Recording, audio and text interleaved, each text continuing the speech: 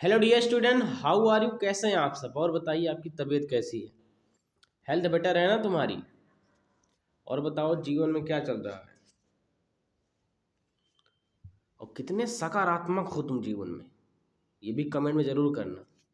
और सबसे बड़ी बात, तुम्हारा सिटिंग हावर कितना है, कितने घंटे तुम बैठ के पढ़ाई करते हो, इस चीज़ को ज़रूर कमेंट में करना है। बिकॉज चाहे कुछ जीवन में मैटर करे ना मैटर करे, बट इट्स मैटर।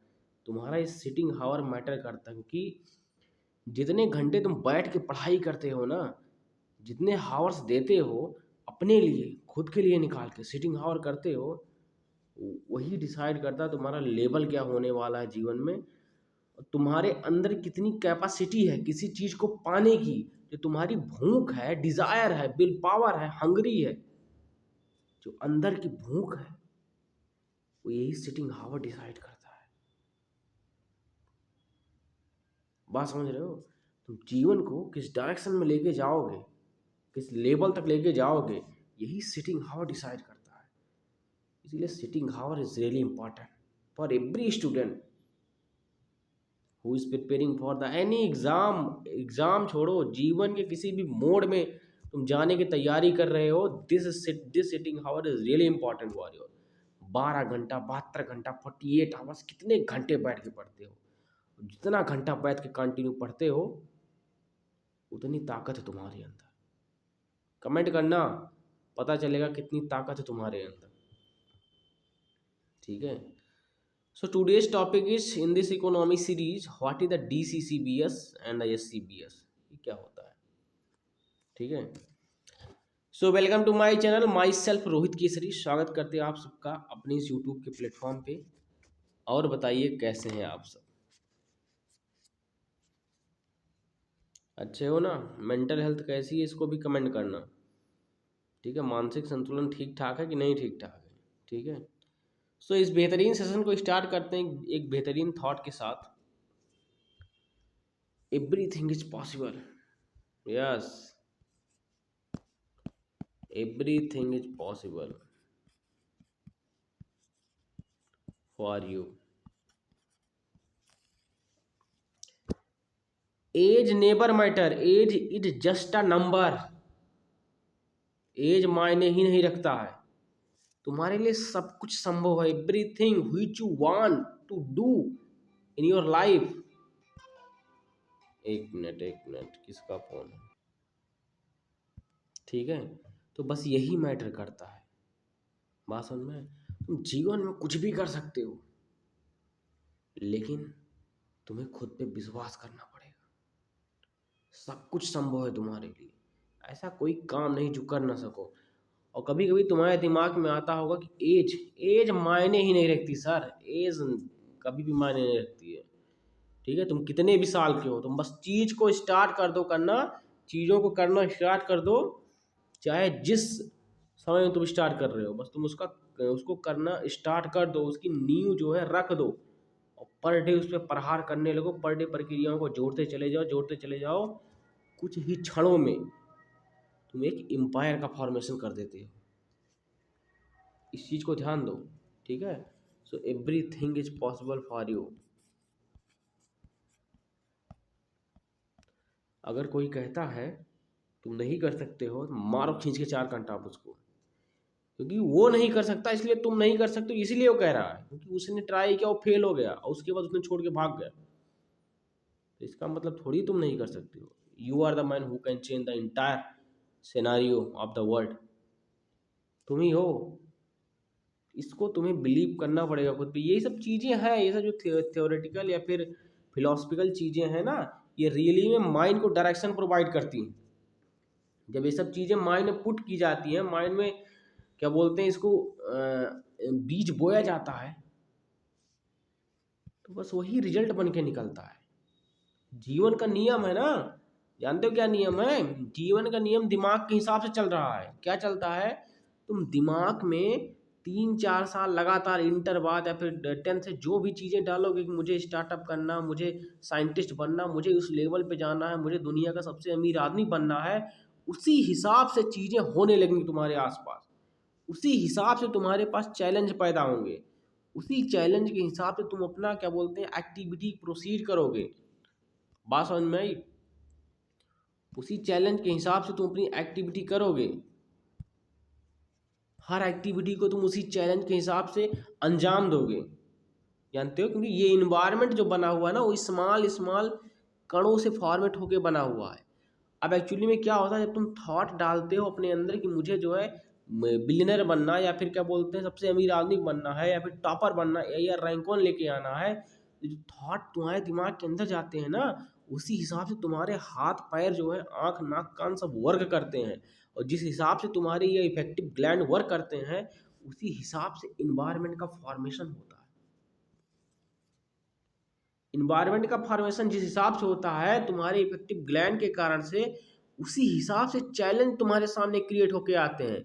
और जब तुम उन चैलेंजों को सॉल्व करते हो, उसी हिसाब से तुम्हारी क्या बोलते हैं प्रोग्रेस होने लगती है, कि यही चैलेंज डिसाइड करते हैं तुम्हारा लेवल कहाँ होने वाला है। और जिस प्रकार से जिस लेवल का चैलेंज तुम्हारे सामने आता है, तुम उसी हिसाब से समझ लेना, तुरंत समझ जाना, तुम उसी लेवल के तुम इंसान भविष्य में बनने वाले हो। This is the real theory. बस यही है सत्य, और कुछ सत्य नहीं है। जैसे चैलेंज तुम्हारे सामने आ रहे हैं इस समय, उसी हिसाब से तुम बनने वाले हो। अगर तुम्हारे सामने चैलेंज आ रहे हैं, तुम मतलब चैलेंज आने का तात्पर्य क्या है, तुम्हारे माइंड को लग किस प्रकार से रहे हैं। अगर तुम्हारे सामने चैलेंज आ रहे हैं कि हाँ यार देश की पॉलिटिक्स को सॉल्व करना चाहिए, यहाँ पे अनस्टेबिलिटी, यहाँ प्रक्रिया ये है, यहाँ पे प्रक्रिया ये है, या फिर तुम्हारे सामने चैलेंज आ रहा है कि ये टेक्नोलॉजी में लैप है, टेक्नोलॉजी में गैप है, टेक्नोलॉजी में बग है, मुझे इस टेक्नोलॉजी को इम्प्रूव करना चाहिए, फिर तुम्हारे दिमाग में ऐसे थॉट आ रहे हैं, तो समझ लेना तुम आदमी भी उसी लेवल के बनने वाले हो। तुम्हारे दिमाग में अगर विचार बिल गेट्स को compete करने के आ रहे हैं, इलॉन मस्क को compete करने के आ रहे हैं, हराने के आ रहे हैं, उन जैसा बनने के लिए विचार आ रहे हैं, तो समझ लो you are the man like this. तुम भी वहां पे जाने वाले हो। बस यही सत्य है और कुछ भी सत्य नहीं है। यही है प्रक्रिया जीवन को बनाने के लिए। Work for it. ये जो विचार है ना, ये दिखाता हूँ, जो लिखा हुआ है यहाँ पे, कहाँ गया, ये देखो, वर्क फॉर इट, ये देखो विचार, वर्क फॉर इट।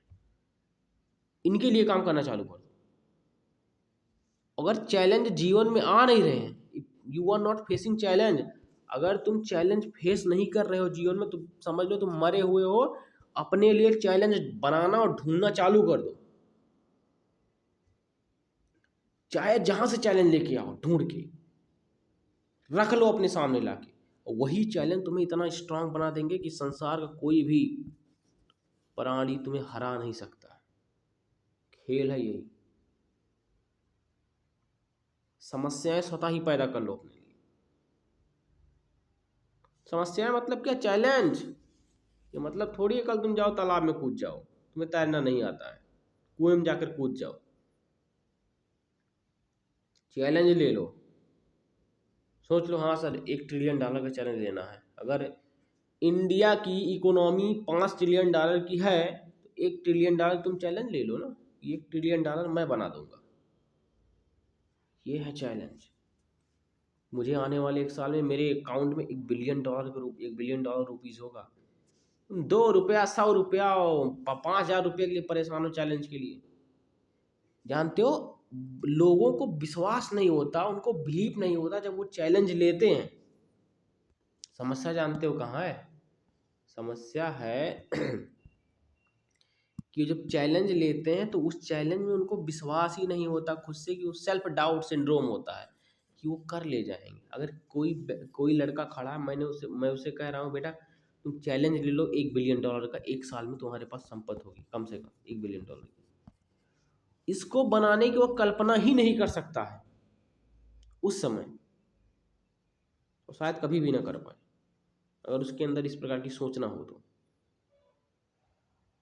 लेकिन अगर वो उसी समय इस चैलेंज को एक्सेप्ट कर ले, स्वीकार कर ले और इसके ऊपर काम करने लगे, तो आने वाले साल में वो रियली में बिलियनर बन सकता है। यही है प्रक्रिया प्रक्रिया। जब तुम किसी चीज को देखते हो, देख के उसमें जब कमी निकलती है, बस तुम उसको चैलेंज ले लो। वहीं से आविष्कार निकल रहा है, वहीं से इनोवेशन हो रहा है, वहीं से चीज़ें चेंज हो जा रही है, वहीं से एम्प्लॉयमेंट जनरेट हो रहा है, वहीं से पता नहीं कितनी चीज़ें एक्टिवेट होके अलग अलग पूरी अलग दुनिया ही बना दे रही हैं। इलॉन मस्क लो, इलॉन मस्क को कुछ नहीं आता था रॉकेट साइंस के बारे में, नहीं पता था उसको। They don't get any formal education in case of rocket science. Rocket science में उसकी कोई फॉर्मल एजुकेशन नहीं थी। क्या हुआ, रॉकेट को उसने देखा, ठीक है, उसने रॉकेट को देखा कि रॉकेट जाते हैं आसमान में, वहीं दब जाते हैं, सामान को छोड़ने के बाद वापस आते नहीं हैं, आकाश में कचरा जो है जमा हो रहा है, ठीक है। तो उसने क्या किया, चैलेंज लिया, सर इसको यहाँ से उतार के लेके आएंगे और फिर से यही पूरा का पूरा समूचा रॉकेट जो है धरती पे फिर से खड़ा कर देंगे और फिर से इसी को यूज करेंगे, इसी को कई बार यूज करेंगे, मतलब रीयूजेबल रॉकेट बनाएंगे। लिया चैलेंज ना, और वो कंप्लीट हो गया उसका चैलेंज। और आज में देखो, दुनिया का सबसे अमीर आदमी, मतलब क्या है, इस समय पे रॉकेट साइंस या फिर स्पेस के सेक्टर में चैलेंज लेना इस दुनिया का सबसे बड़ा चैलेंज है। बात समझ, क्योंकि वहाँ पे बहुत दिमाग लगेगा, हाई टेक्नोलॉजी लगेगी, हाई पैसे की इन्वेस्टमेंट है। लेकिन उसने क्या कहा, दुनिया का सबसे बड़ा चैलेंज लिया, इसीलिए वो व्यक्ति दुनिया का सबसे रिच पर्सन है। तुम 5,000 चक्कर में परेशान हो, 10,000 चक्कर में झगड़ा कर रहे हो। देखो, इस व्यक्ति ने चैलेंज लिया, कुछ भी नहीं था उसके पास, लेकिन चैलेंज लिया। चुनौतियां कैसे तुम लेते हो अपने जीवन में, बस यही मैटर करता है कि चुनौतियां तुम्हारे दिमाग के डायरेक्शन को डिसाइड करने लगती हैं कि तुम्हारा दिमाग अब किस डायरेक्शन में जाएगा। यही चैलेंज तुम्हारे दिमाग का जो थिंकिंग लेवल है, तुम्हारी जो सोच है, उसको डिराइव करने लगती हैं, उस सोच को डायरेक्शन देने लगती हैं। उस सोच तब सोचने लगती है कि मुझे $1 बिलियन रुपया चाहिए हर हाल में, क्योंकि ये मैंने चैलेंज लिया है। और यही चीज तुम्हारा बिलीफ सिस्टम बढ़ाने सेल्फ डाउट एजेंट इसको खत्म करने लगता है। तुम्हारा जो बिलीफ सिस्टम है उसको 100% स्ट्रॉन्ग करने लगता है। बात समझ में आई? ये है प्रक्रिया चैलेंज की। तो चैलेंज, अगर जीवन में कुछ उखाड़ना है रियली टाइप, देखो ये जो बॉडी तुम्हें बनी दिख रही है, कितने लोग जो व्यूअर्स होंगे मरियल टाइप होंगे, सुन रहे होंगे, सुबह क्या बोलते हैं बेड से उठ नहीं पाते होंगे। ये जो बॉडी बनी है लेट के नहीं बनेगी। ये वो पैक देख रहे हो इसका, ये देखो गांठें पड़ गई शरीर में। तो ये बदन जो बनाया इसने एक चैलेंज लेकर बनाया। सोचो, इसके पास बहुत रुपया होगा, पता नहीं कोई एक्टर शायद हॉलीवुड का या फिर कोई जो क्या बोलते हैं बॉडी बिल्डर है, 400 करोड़ 500 करोड़ का तो एडवर्टाइज पाता होगा। ये चैलेंज लिया ना, तभी तो पा रहा है। तो बेटा चैलेंज तो लेना पड़ेगा, इससे भागना मत, इससे ना तो डरना जीवन में, कि कितनी भी गरीबी हो, कितनी भी समस्याएं हो तुम्हारे जीवन में, ना तो रोना ना तो डरना। ये सब कुछ होती ही नहीं चीजें। अगर आज के समय डार्कनेस है ना, अगर आज के समय अंधेरा है, इतना समझ लें कल ब्राइटनेस तो आना तय है। अगर यार तुम्हारे नेचर में ही है ये रात होगी, रात होने के बाद सवेरा होगा, चंद्रमा निकली उसके बाद सूर्य का निकलना तय है, तो उसी प्रकार से तुम भी चल रहे हो। लॉ ऑफ नेचर तुम्हें पता नहीं है। लॉ ऑफ नेचर यही है कि जिस हिसाब से प्रकृति मूव कर रही है, जिस हिसाब से नेचर चल रही है, उसी हिसाब से मैं भी चलूंगा। बात समझ रहे हो? यही सत्य है। पृथ्वी पे हो तुम किसी आर्टिफिशियल प्लैनेट पे नहीं हो। बात समझ में आई? तो जिस हिसाब से अर्थ मूव कर रही है, उसका जो कोरियोलिस फोर्स लग रहा है, उसी हिसाब से तुम्हारे माइंड का सिस्टम भी रोटेट कर रहा है। उसी हिसाब तुम्हारे माइंड का सिस्टम भी रोटेट कर रहा है इसी कोरियोलिस फोर्स के कारण से।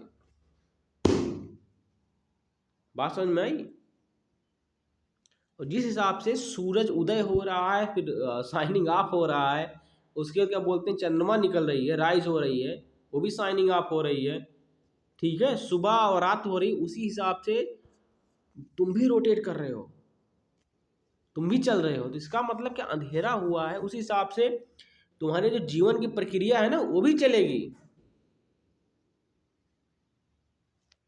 कि once a time you getting the darkness and then after you are getting the brightness. और ये रियलिटी में चीज़ें इसी प्रकार से होती हैं। एक बार अंधेरा आएगा, फिर उसके बाद उजाला जरूर आएगा। बात समझ में आई? तो इन प्रक्रियाओं को वही समझ पाते हैं जो जिनका दिमाग जिंदा होता है, और जिंदा दिमाग वाले ही चैलेंज लेते हैं।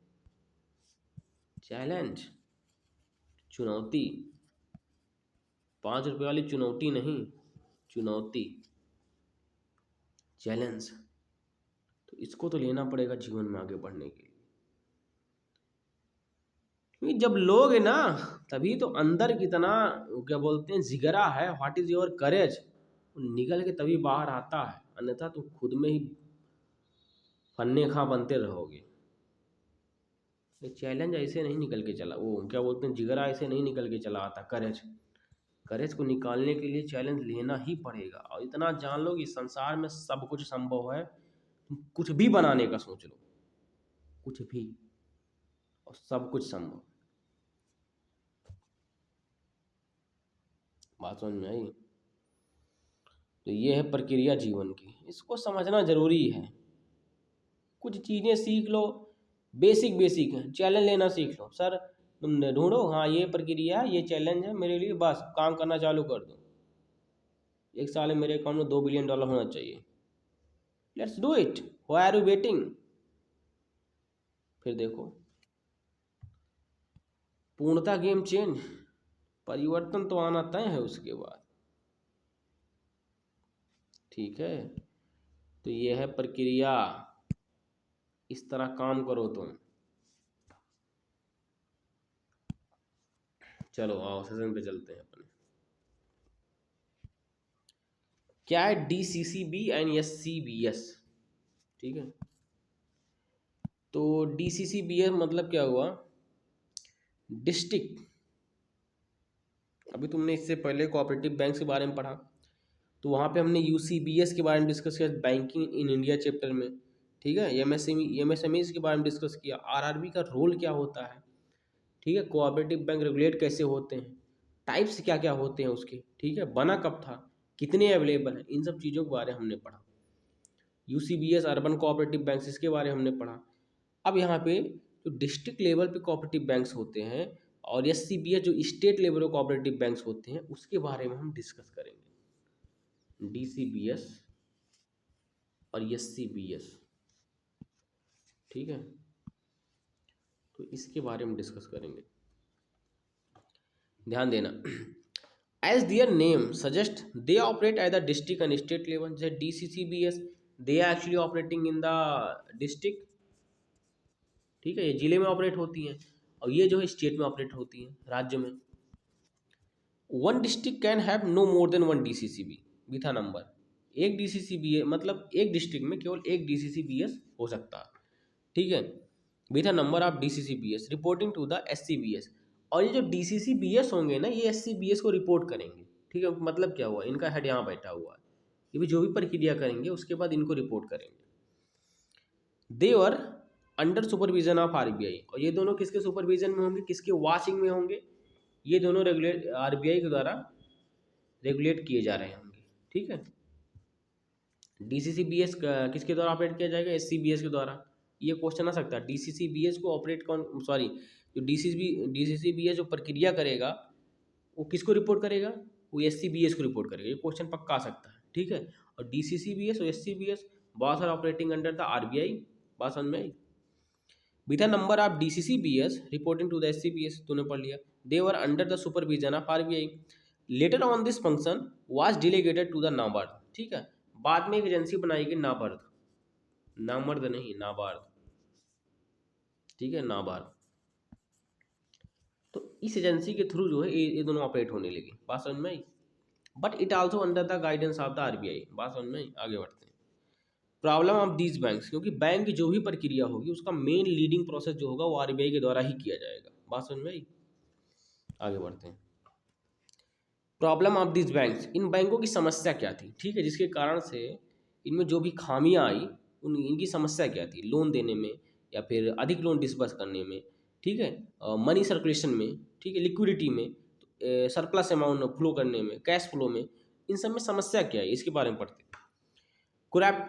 Cooperative banks play a very vital role in the Indian financial system, बात समझ में आई, but they have also been faced with the certain long drawn problem, ठीक है, दे आर ब्रीफली डिस्कसेबल। देखो लॉन्ग ड्रान प्रॉब्लम, रीजन यहाँ पे simple है, कोऑपरेटिव बैंक जो है बहुत ही मतलब इंपॉर्टेंट रोल प्ले किए इंडियन फाइनेंशियल सिस्टम में, लेकिन इनमें समस्या ये थी कि जो लोन दे देते थे ना, एक्चुअली में they are working in the rural area, तो ये जो लोन दे देते थे किसानों को, फार्मर्स को, तो ये वापस नहीं कर पाते थे उसको, उस पैसे को ले नहीं पाते थे, वो एनपीए घोषित हो जाता था।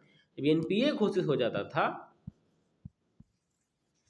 तो बैंक के पास जब पैसा ही नहीं रहेगा, बैंक संचालित कैसे होगा, बैंक चलेगा कैसे, ठीक है।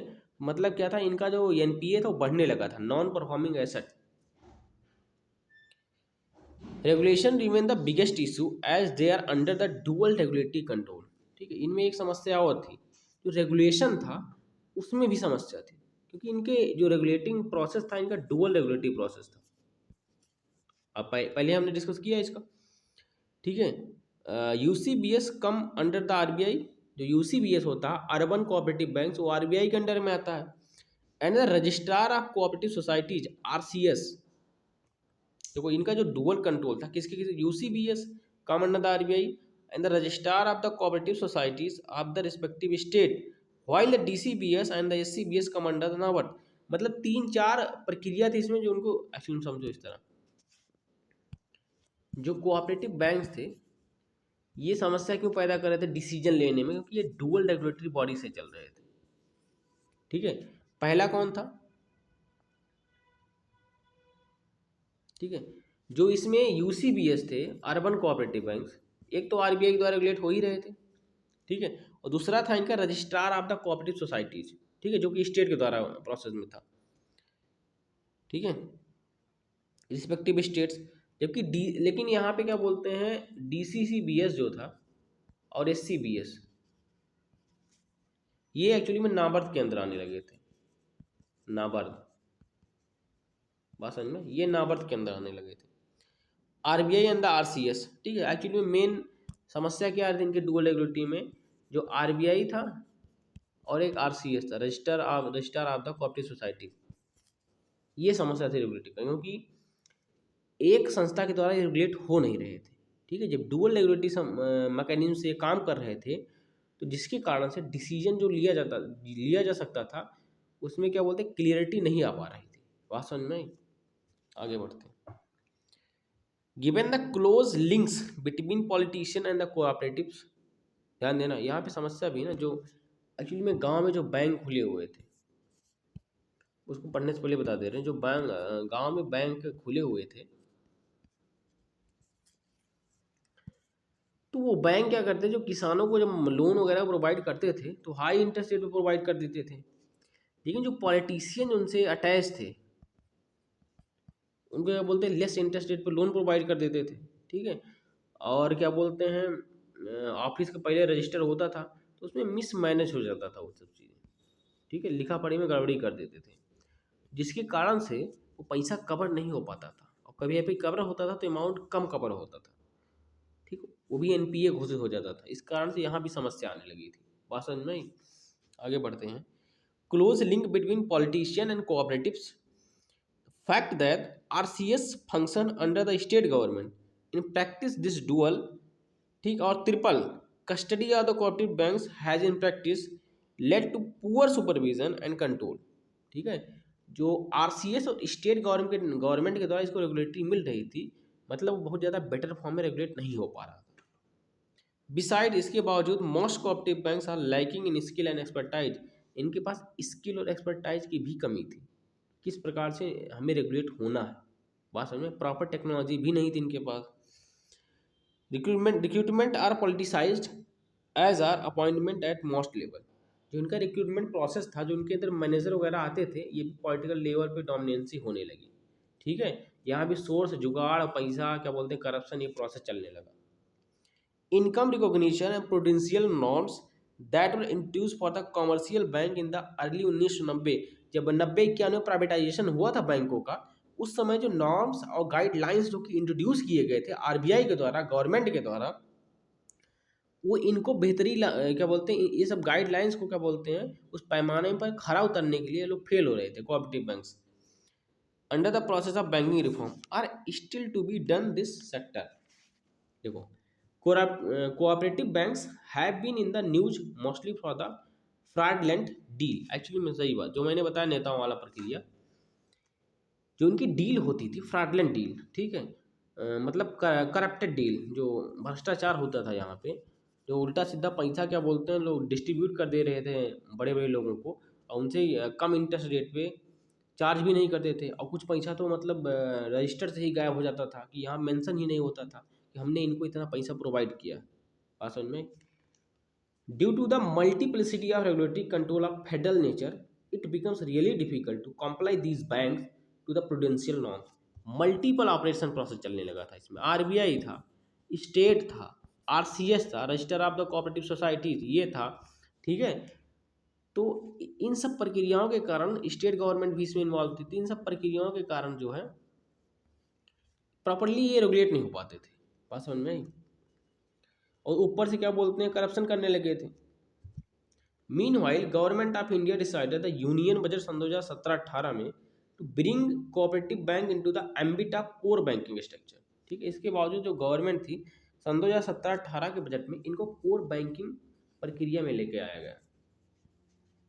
ठीक है, कोर बैंकिंग स्ट्रक्चर मोड में लेके आया गया। Under the core banking solution में क्या हुआ, सीबीएस कोर बैंकिंग सोल्यूशन में क्या हुआ, customer are able to avail bank services across all the branches rather the branch where the account is. मतलब क्या था, अगर तुम्हारी क्या बोलते हैं, तुम्हारा अकाउंट जो है ए जगह पे खुला है, तो तुम अगर बी जगह पे, सी जगह पे, डी जगह पे ट्रैवल कर रहे हो, तुम इसका फायदा यहाँ से भी ले सकते हो।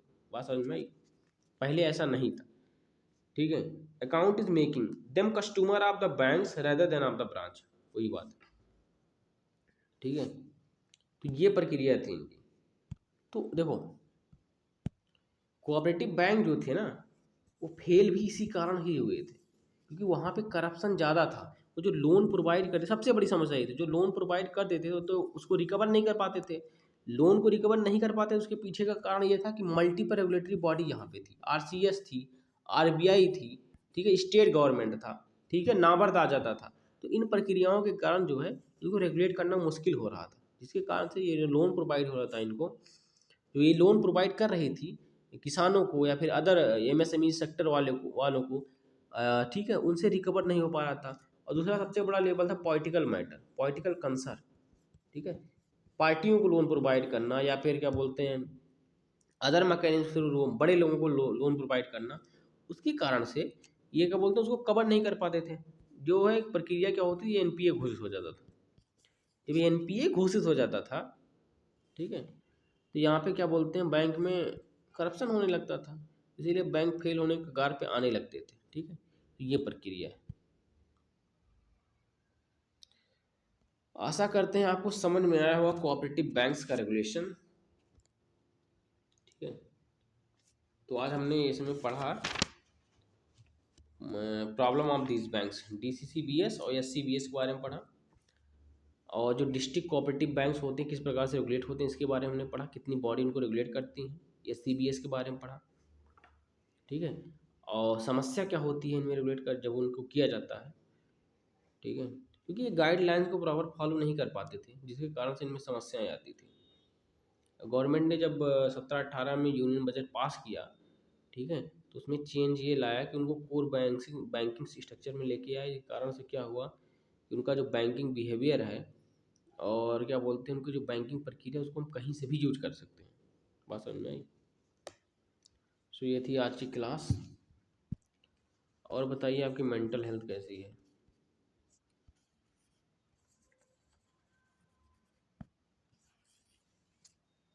How is your mental health? इस चीज़ कमेंट जरूर करना, क्योंकि अगर मानसिक संतुलन ही नहीं सही रहेगा तुम्हारा बॉडी का स्ट्रक्चर ही बिगड़ जाएगा। Simple logic. तो मानसिक संतुलन तो बेटर फॉर्म में रखना ही पड़ेगा। बस समझ में आई? और नींद वगैरह ले लिया करो, लेकिन पढ़ा हचक के क्यों करो, मतलब पढ़ाई को फुल पावर में किया करो यार। बात समझ में आई? सो इसी के साथ वीडियो को दाइन करते हैं। Thank you for watching. जय हिंद, जय भारत। स्वस्थ रहो, मस्त रहो, ताकतवर बनो, सदा मुस्कुराते रहो।